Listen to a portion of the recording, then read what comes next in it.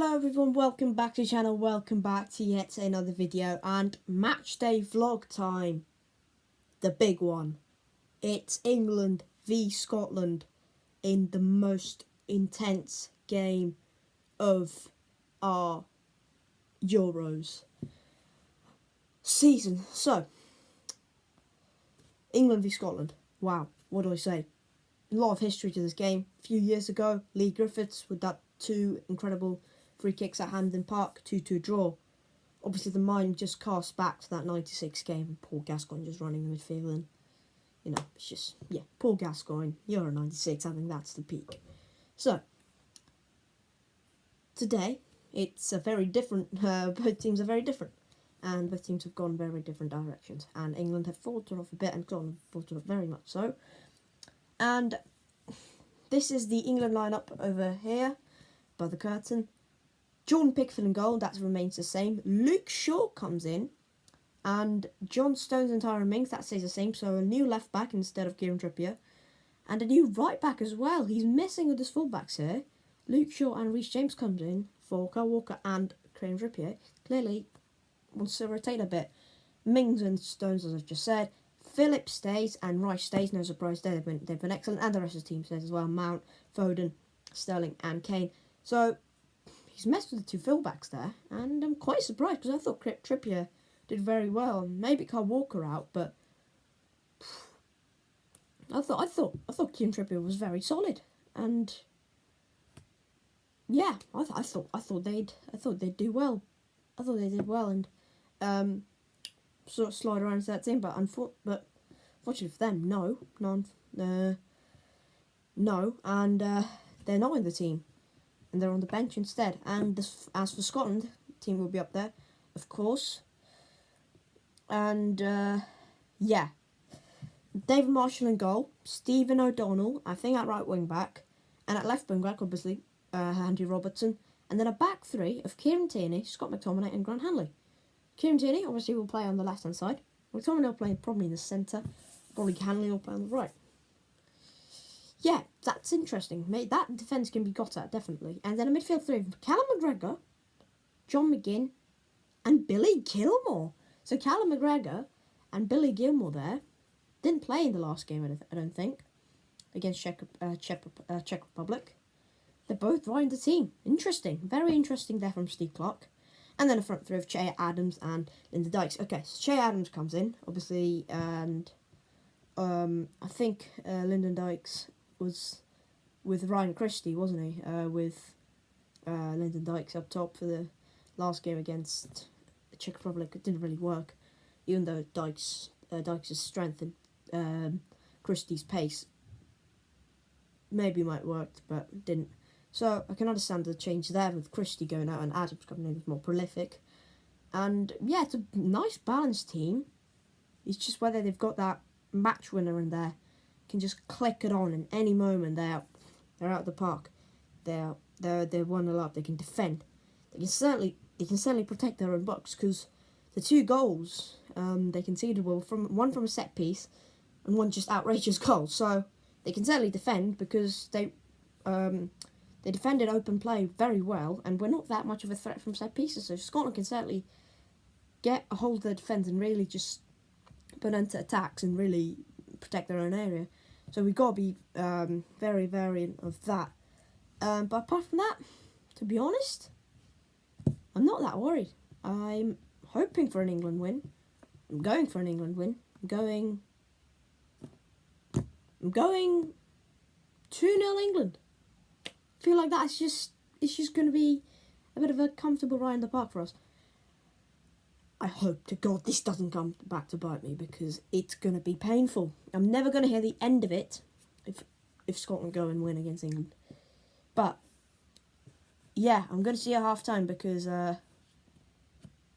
if you don't see me at half-time, it's for a very good reason. Either England have been absolutely dreadful, or Scotland are 1-0 up to a beautiful bit of a disaster. But I'll see you at half-time. Cheers. Alright, it's just around half-time. It's still 0-0, and yeah, it's not been great, but England have had a few opportunities, Scotland have had a few opportunities. First real chance in the half went to Scotland, actually. It was a ball in from O'Donnell into Che Adams at the edge of the box. He shot, but Stones blocked it. And And from then on, the game was lacking in chances, but Stones had a massive chance from a set piece. And he hit the post, unfortunately for England. And since then, it's just been absolutely dull. There's been no open play chances whatsoever. And it's been very balanced. Scotland have threatened at times, England have threatened at times. Overall, it's not been great. England, analysing them in the first half, very, very slow in the middle of the park. Rice, Phillips, Mount, Foden all dropping in and just trying to support the centre-backs and carry it out. It's been very slow. Mings and Stones just cannot pass out the back. They cannot carry the ball forward. That's why we need Harry Maguire in that defence. He's a leader, and he can also push the team 10 yards up. Constantly shouting at the TV, go 10 yards up, go 5 yards up. Push the team forward, get on the halfway line. Try and create an opportunity, get Sterling in, instead of just sitting in your own half, midway through your own half, trying to pass it and trying to get the full-backs running. It's not working. Southgate has to change something, because it's not necessarily personnel tactically, because at the moment it's not working, and the lack of pace and the lack of urgency in the middle of the pitch is really, really damning and affecting our performance going forward, because Mount, Foden and Sterling have had some good moments going forward, but they've just not had that enough. And if we can threaten more and really hem that Scotland defence back, we could do something. Otherwise nothing's going to happen, because we're just going to have the same story over and over again. We just don't have the urgency in the middle of the pitch, because Rice and Phillips, as much as I like them as a defensive pair, if you want them to carry the ball out, it's not going to happen. Rice can do it maybe, Phillips can do it maybe, but they're just not naturally good at that. So hopefully something changes in the second half. Hopefully England get a result, because at the moment it's going nowhere, and Scotland, when they've come forward, have done well. So half time 0-0. I'll see you at full time. Wow. Absolutely dreadful from England, and a shocking 0-0 draw at home to Scotland for England. I'm just going to bring up a few stats on my phone right now, and yeah, it's not great. It's not a great result. Overall, to be honest, in the context of the group, it's probably not a bad result, because if we get a draw against Czech Republic, we've guaranteed qualifications, because Scotland and Croatia can't catch us because they're on 1 point. We'll be on 5. Obviously, they can't catch us. And we won't go ahead of Czech Republic, who will eventually top the group. So, is it a good result in a way? Is that what Southgate wanted? Because if it is, that's pathetic. Because if it is, that's pathetic. I'm sorry, you need to win against Scotland. I don't care if we play France, Portugal, Germany in the next round, if we win the game. We need to beat Scotland. No doubt about it. No doubt about it. We just need to beat them. Because as much as Scotland are not, with the greatest respect, the best team in the world, they're not the worst team. But we have the quality on the bench. We have the quality on the pitch to beat them. I could go through all of those players tonight, maybe apart from Pickford, Mings and Stones. They were all pathetic. They were all dreadful. Every single one of them were absolutely pathetic. Luke Shaw. What did he do the entire game? He fouled Stephen O'Donnell a few times. Stephen O'Donnell, the wing-back for Scotland, a few times. That was poor. Didn't do much going forward, did he? Had that massive chance where he just had to square it to Kane. Didn't do it. James, what did he do? Put a few balls in the box. Apart from that, did nothing. Phillips and Declan Rice just completely overrun by Callum McGregor, Billy Gilmore, who's like 18, and John McGinn. How is this happening? I'm sorry, how is this happening? It is utterly unbelievable. And then the three off the front, Phil Foden, Mason Mount and Raheem Sterling. He took Phil Foden. Gareth Southgate took Phil Foden off when he was our only attacking threat. Mason Mount was utterly garbage. I'm going to say that right now. Mason Mount was, he was awful. He was awful, mate. Why are you not taking Mason Mount off when you got the chance to do so and bring Jackie Boy Grealish on. Just interchange those midfield three or that three up the front, and just rotate it. Confuse the Scotland defence.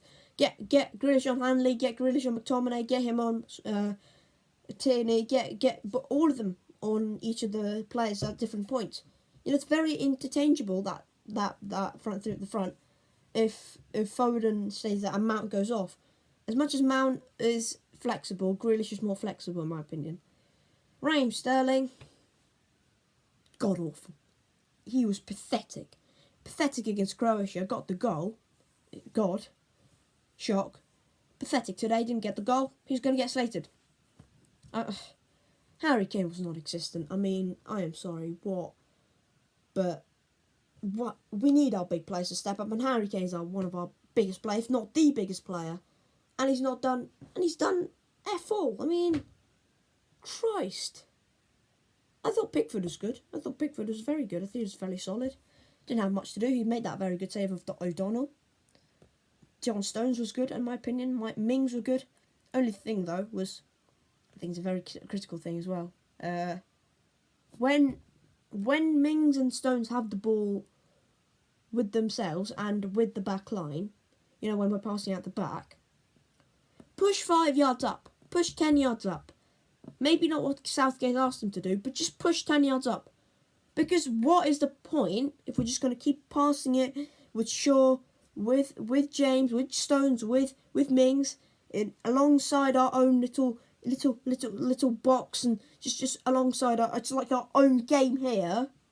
Got our own game here, and then Phillips and Rice are here, and then Kane, Mount, Foden, and Sterling are there.